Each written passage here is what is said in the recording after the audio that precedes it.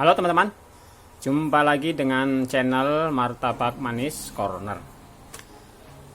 Pada video kali ini saya akan memberikan informasi seputar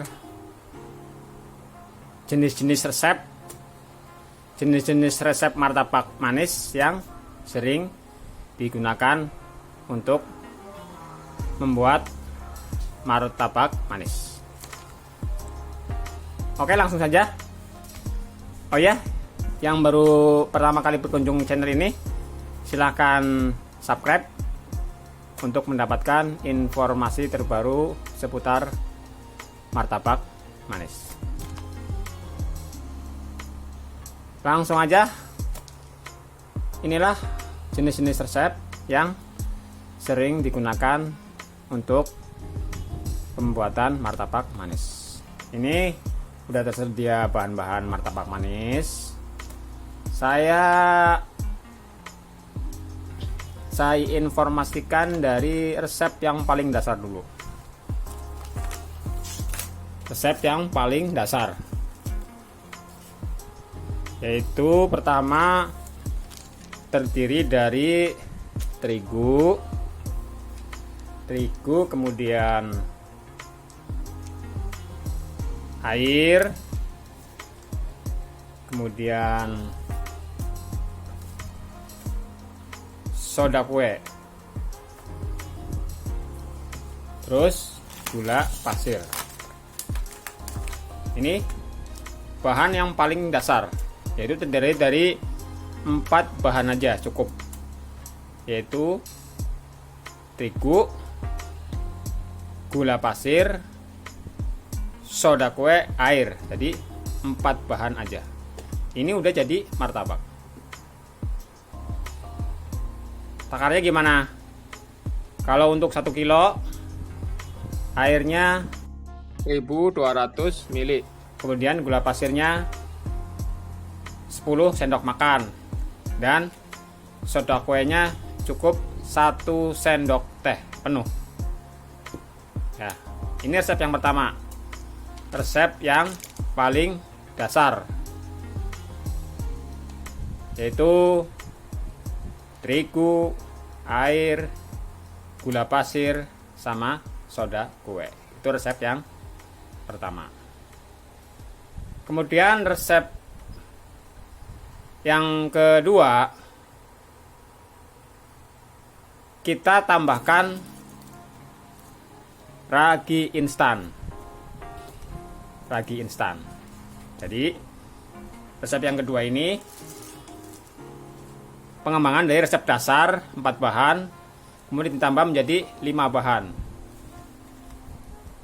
Untuk 1 kilo soda kuenya cukup seujung sendok teh aja.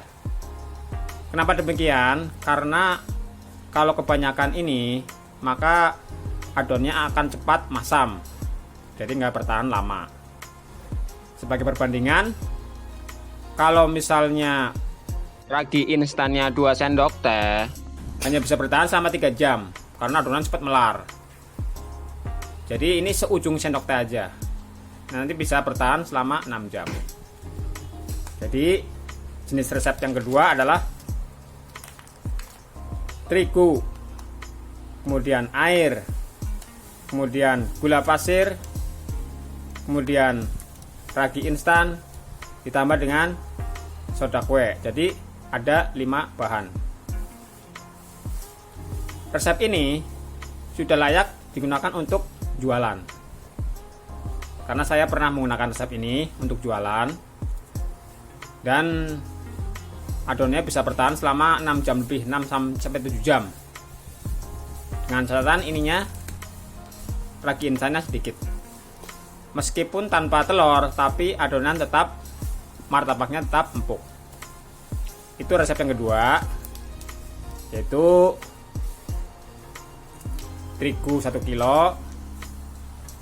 Contohnya ini untuk takaran 1 kilo, terigu 1 kilo, terus gula pasir 10 sendok makan, air 1200 ml, ragi instan seujung sendok teh aja, kemudian soda kue 1 sendok teh. Itu resep dasar yang kedua. Resep yang kedua ini sudah layak untuk digunakan untuk berjualan.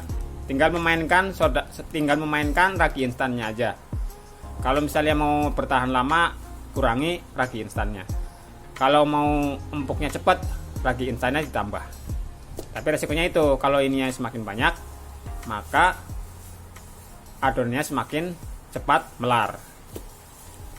Kemudian resep yang ketiga, yang ini juga sering digunakan, kita tambahkan telur. Kemudian kita tambahkan juga garam. Kemudian kita tambahkan vanili. Karena ini menggunakan telur, otomatis untuk mengurangi bau amis menggunakan vanili. Kemudian untuk menambahkan efek gurih, tambahkan garam. Takarnya gimana?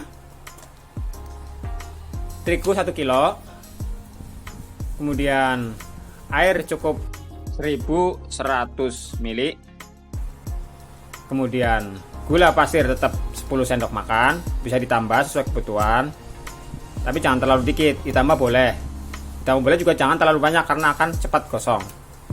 Jadi gula pasirnya 10 sendok makan, telurnya 2 biji, bisa telur putih dan kuningnya, bisa kuningnya aja, terserah, bebas memilih. Kalau saya sendiri memilih menggunakan telur kuning dan putihnya, semuanya dipakai.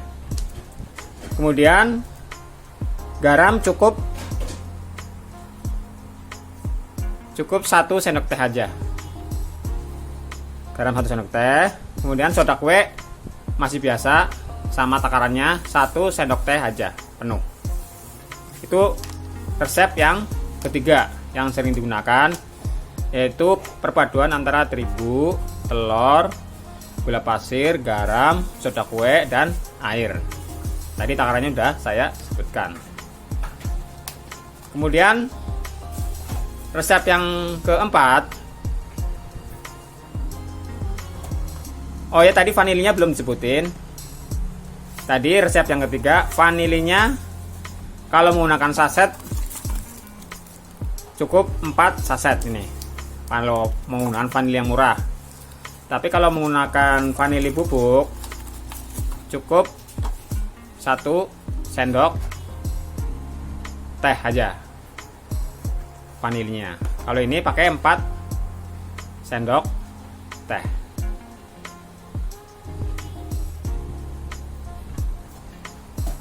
Kemudian variasi resep yang kelima adalah dengan menambahkan baking powder. Jadi udah menggunakan soda kue, udah menggunakan telur, tetap ditambah dengan baking powder. Saya sarankan menggunakan baking powder merek Hercules.